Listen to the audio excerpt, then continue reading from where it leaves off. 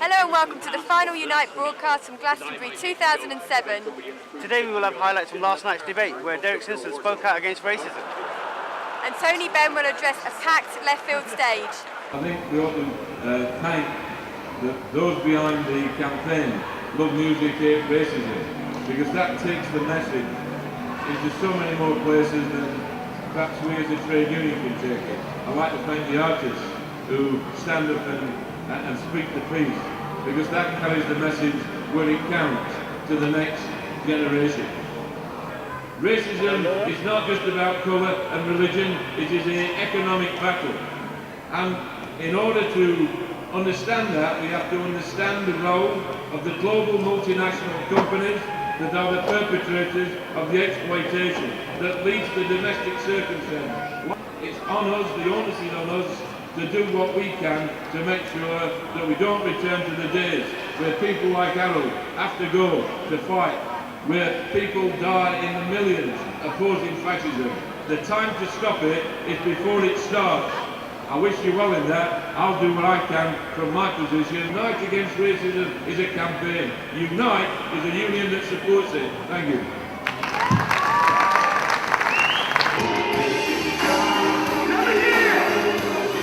After the debate, Derek went and signed the shelter wall, calling on the government to build more affordable housing. Well, well done to Shelter. This is a unique way, signing bricks, highlighting the housing crisis. As far as Unite's concerned, we're campaigning for affordable housing, the fourth option. We're pressing government. Gordon Brown at our conference just this week, the question was raised about what we do to make affordable housing, to reduce the housing crisis. People simply can't afford massive hikes in private property or even private rentals, which are going through the roof. Shelter's doing a marvellous job here with this wall, really catching the attention. You can see all along the wall people have come and signed. Even I've signed. So, power to your elbow, raise the question, the fourth option, build council housing, build cheap affordable housing. That's the message. Since its conception, Tony Benn has been synonymous with the left field.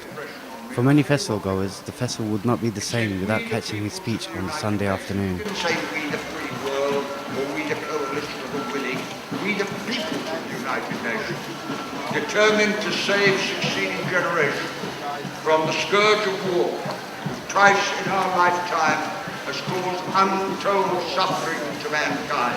That was the pledge my generation gave to your generation, and we tore it up when we went into Iraq. We tore up the Charter of the United Nations.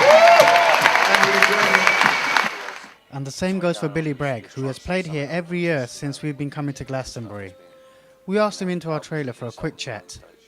Well, this is our third year here as well. You know, and we're here this year. We're doing stuff on sort of generation anxiety, under 24s, and how they're much more likely to be singled out and picked on and bullied at work.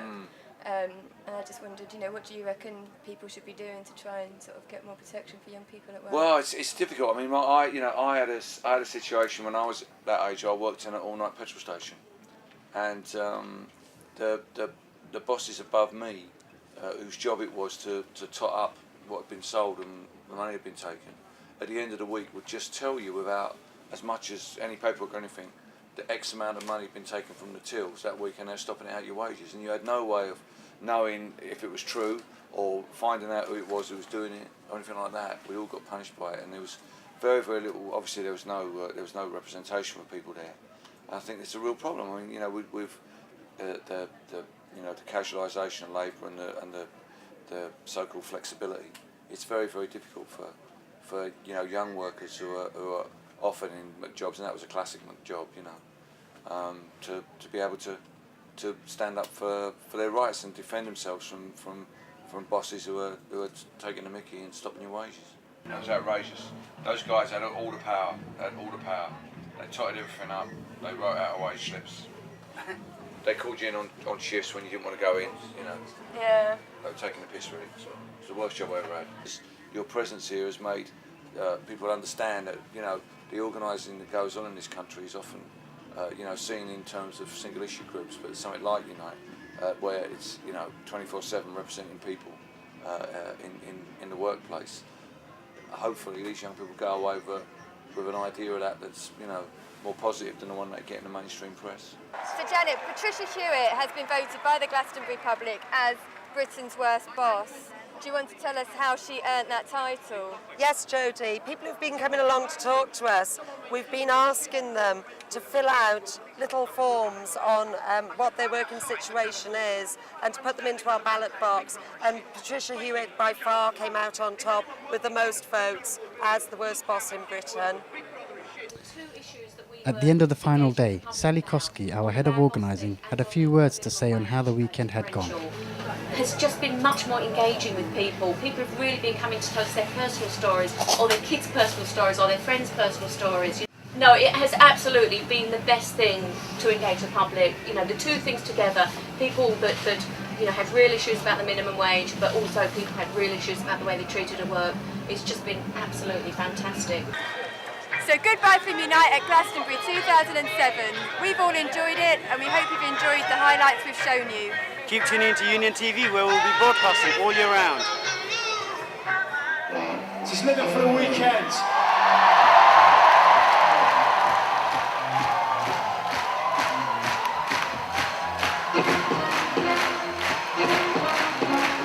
Everybody, jump in the air.